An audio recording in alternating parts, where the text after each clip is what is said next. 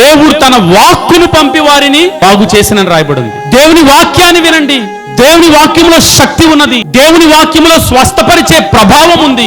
దేవుని వాక్యానికి మనుషులను బాగు చేసే ఒక శక్తి దేవుని వాక్యంలో ఉందంటే ఎవరికి పట్టట్లేదండి. మసిపూసి మారిడిగా చేసే వాళ్ళకి ఈ రోజుల్లో పరిస్థితులు బాగుంటున్నాయి. ఏమీ లేదు, పట్టుమని నెలలు కూడా కావట్లేదు, సంఘాలు వేల సంఖ్యలో పెరిగిపోతున్నాయి. కారణం చెప్పమంటారా? స్వస్థతలు, అద్భుతాలంటే ప్రజలు ఎగపడిపోతారు. వాక్యము, సత్యమైన వాక్యం చెప్తారు అంటే ఎవరు రావట్లేదు ఈ దినాల్లో. అద్భుతాలు, టచ్ అంటే అద్భుతాలు జరిగిపోతాయి అన్న వాళ్ళు డబ్బు సంపాదించడానికి వచ్చారు. చేస్తే చూడండి అసలు స్వస్థతలు ఉన్నాయా అనే వాళ్ళేమో విమర్శించడానికి వచ్చారు. అద్భుతం దేవుడు చేస్తాడు, స్వస్థత దేవుడు చేస్తాడు, నేను చేస్తాను రండి అనే ఇతను, చేసి చూపించని ఇతను వాక్యానుసారమైన వారు కాదండి. మధ్యలో ఉండే వాక్యమే సత్యం. వాక్యంలో రాయబడింది, ఆయన గురించి వింటే బాగుపడతాం, ఆయన గురించి చెబితే బాగుపడతాం. ఆయన వాక్యములో స్వస్థత ఉంది, ఆయన రక్తములో స్వస్థత ఉంది, ఆయన బాగు చేసే దేవుడు.